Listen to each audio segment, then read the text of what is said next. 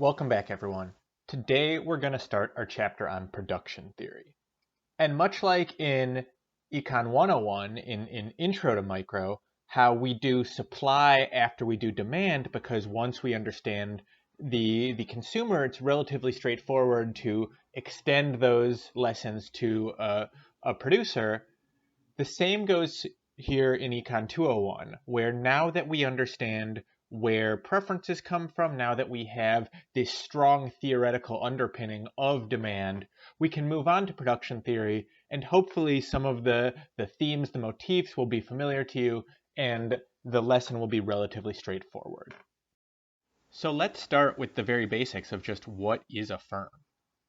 A firm is an organization that combines inputs to produce output. In other words, a firm is just a black box production machine. And it's our job as economists to start to unpack that black box, to understand what these decisions that the firm is making in order to produce their goods and services. To do so, we look at 3 steps. We look at their technology. That is, we need a practical way of describing how inputs can be transformed into outputs. So how do you take steel and turn it into a car? We look at costs. Just the way a consumer looks at their budget set, a firm must take into account the price of labor and the price of capital. So sticking with that car example, a firm that produces 10,000 cars a month wants to do so in a way that minimizes its input prices, the cost of that steel. And just like in consumer theory, how preferences and constraints lead us to make a choice, the same thing is true in production theory, how technology and constraints lead us to make a choice. So the firm must choose how much of each input to use in producing its output.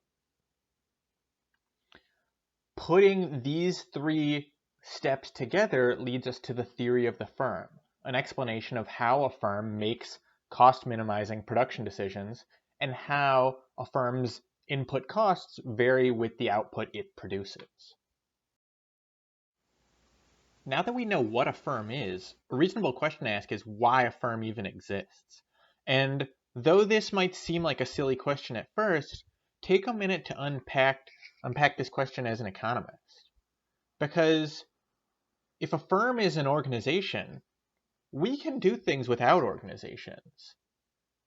For instance, I could sell my services as a professor to Sweetbriar without being a Sweetbriar employee. I could be an independent contractor.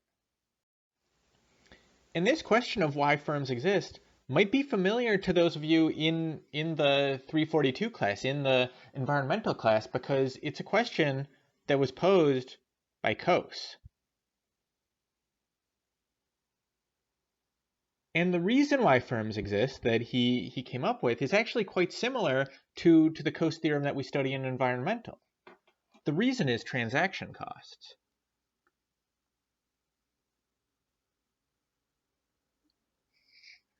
In other words, creating a firm, creating an organization, allows people to coordinate. Firms offer a means of coordination that would be missing if I was just selling my professorial services to Sweetbriar as an independent contractor. In part because I'm not bargaining and haggling over every single task. By creating hierarchy, firms avoid this kind of bargaining cost and can direct the production of their workers. In other words, firms can tell workers what to do and when to do it. So if a firm reduces transaction costs by creating an organization, and what that organization does is take inputs and produce output, one of the things that we want to do is divide those inputs into categories, and I mean in a qualitative sense. We tend to think of, broadly speaking, 2 main categories. Labor, which is the price of workers, and capital, which is stuff. So labor is workers, capital is stuff. And I know capital is spelled with a C. By convention, we use it as a K in our mathematical shorthand. Now, workers and stuff are sort of a great way of dividing things categorically for lots of reasons. One, we tend to think people are different than machines. But two, people and machines are different in terms of time horizons. Let's keep the example of a car manufacturer. A car manufacturer likely can't change the number of factories it uses in a short time horizon. This concept of time horizons, the short run versus the long run, lead us to our discussion of a production function. What a production function does is describe the amount of output that can be produced with our given inputs. And remember, we tend to talk about two main inputs, labor and capital. So the number of units of output, this quantity Q, varies when a firm employs different units of labor L and capital K. And when we have a production function, we can examine that production function in the short run or the long run. Remember, our discussion of inputs also leads to a discussion of time horizons. So we'll define the short run as a period of time in which one or more factors of production cannot be changed. In other words, one or more factors of production is fixed. And typically, we fix capital. Remember, it's easy to hire workers. It's hard to build factories. This bar over the top of the K implies that capital is fixed. In the long run, of course, everything is variable. So you'll note two things from our discussion of production functions and time horizons. One is that I described my time horizons qualitatively. I didn't use a number like a week, a month, or a year. I described them by their inputs, whether or not they have at least one fixed input. Short run has a fixed input, long run has everything variable. You'll also note that there's something noticeably missing from my description of a production function, and that's technology. Our production function takes technology as a given. When we change technology, when we invent something or improve process or procedure, our production function is going to change, and we'll explore that more later this chapter. So for the rest of lecture today, let's fix capital, meaning we're in the short run, and describe production with one variable input. In that case, the variable input will be labor. In this case, the contribution that labor is making to our productive process can be described on both an average and a marginal basis. Remember, marginal means incremental. It means additional. So with these two bases, we can define them in a mathematical sense. We can define the average product of labor, which is just output over input. And we can define the marginal product of labor, MPL. And again, that's the product of an additional unit of labor, the change in output over the change in labor input. And typically that change in labor input will be one additional unit. So let's look at a production schedule. And again, this production schedule is in the short run. Capital is fixed at 10. Let's look at a production schedule and see how production varies when we vary one unit of labor. So if we have 10 units of capital, as we do throughout the schedule, and 1 unit of labor, we might produce 15 units of output. Remember, average product of labor is output over input, so 15 over 1 equals 1. And marginal product of labor is additional output over additional input. Well, we added 1 unit of labor, and going from no labor to 1 unit gave us 15 additional units of output. No output to 15. So here we have the marginal product equal to the average product. Moving on to one more unit of labor, so 2 units of labor, still 10 units of capital because capital is fixed. That gives us 40 units of output. Average product, total output, 40 over total input, in this case 2 units of labor, 40 over 2 is 20. What about marginal product of labor? Additional output, so additional output, change in output is 40 minus 15. That's 25 over 1, additional unit of labor, 25 over 1 is 25. Take a minute to familiarize yourself with this production table. And as you go down the table, you'll note that we hit a point where we're experiencing diminishing returns of labor. Adding additional units of labor is getting us less and less and less output.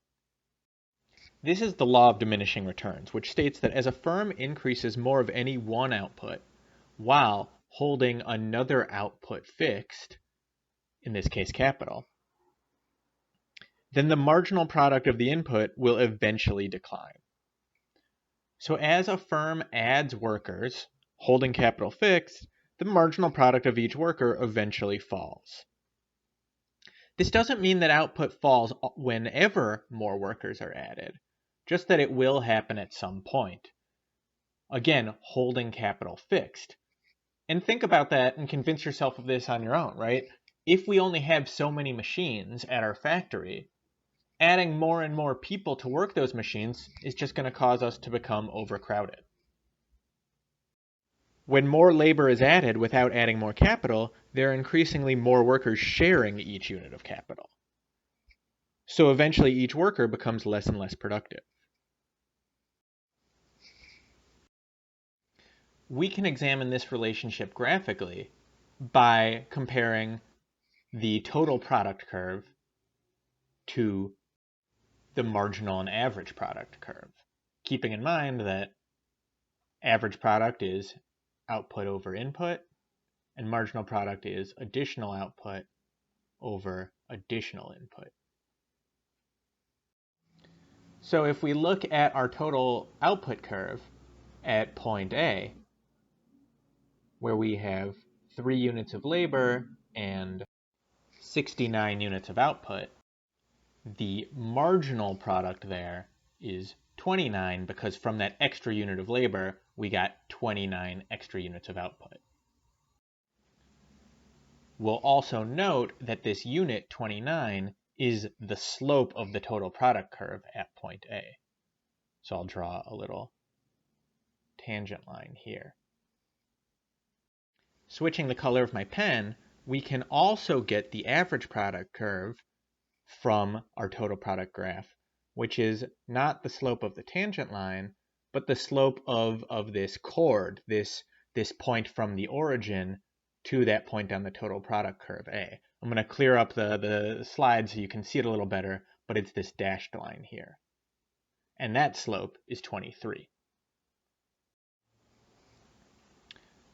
The law of diminishing returns applies, and you'll see that our marginal product starts to decrease. By the time we get to point B, our marginal product is 24 as opposed to 29.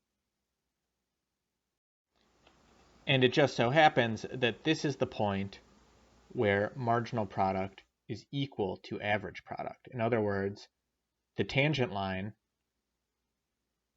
at point B goes through the origin. This relationship between average product and marginal product can tell us a little bit about their relative directions. When marginal product is greater than average product is increasing. We see that here. I'll mark it in red. And when marginal product is less than average product is decreasing. We see that here, and I'll mark it in blue. And I say this in my 101 classes, but it bears repeating. You all are already great at understanding the relationship between marginal and average, think about your grades and think about your GPA. A grade is a marginal impact, and GPA is an average product. So when you all do really well in this class, as I know you will, you'll get a high grade. What happens? Your GPA will go up. When you similarly take Dr. Hardy's class and do really poorly, you'll get a low grade and your GPA will go down. Just to formalize what we were saying on those last two slides, in general, the average product of labor, again, that's output over input, so Q over L. The average product of labor is given by the slope of the line drawn from the origin to the corresponding point on the total curve. And the marginal product of labor, remember that's additional output over additional input. These are deltas, forgive my bad handwriting, is given by the slope of the tangent curve of the total product. Slope of the tangent line of the total product curve at that point. What this means is that if the line that is tangent to the total product curve goes through the origin, marginal product must equal average product. We saw that at point B on the figure above. And when we move past that point of equality, where marginal product becomes less than average product starts to decrease. Now from here we can formalize two principles we were talking about earlier. One is the law of diminishing marginal returns. What this means is that as a firm increases an input, in this case labor, the marginal product of that input will eventually fall, holding all other inputs fixed. This term here, resulting additions to output, that's just marginal product. The other principle we can talk about is technology. Remember that production function we were talking about, quantity of output as a function of labor and capital, was holding technology fixed. So really it looks like quantity of output as a function of technology, which acts on labor and capital. So here, my A unit is going to be technology. And all technology is knowledge. When our know-how changes, we become more productive. We can get to a higher total product curve by getting better and better at technology. So even if we're in the short run, even if capital is fixed, labor can get more productive. Labor productivity can increase if there are improvements in technology. Remember, technology is know-how, so what that means is we just get better at using capital. Because the average product measures output per unit of labor input, it's relatively easy to measure total labor input and total labor output to get labor productivity, which is the average product of labor for an entire industry or for the economy as a whole. And this concept, labor productivity, can provide useful comparisons across industries or for one industry over a long period of time. This concept, labor productivity, is also important because it helps to determine standard of living. And so how does labor get more productive? Well, either we get more capital, so there are more machines for the workers to use, or we get better at using capital. We develop new technology, new know-how, new processes. And that's production in the short run. I really look forward to talking to you all next week when we move on to production with two variable inputs and look at production in the long run.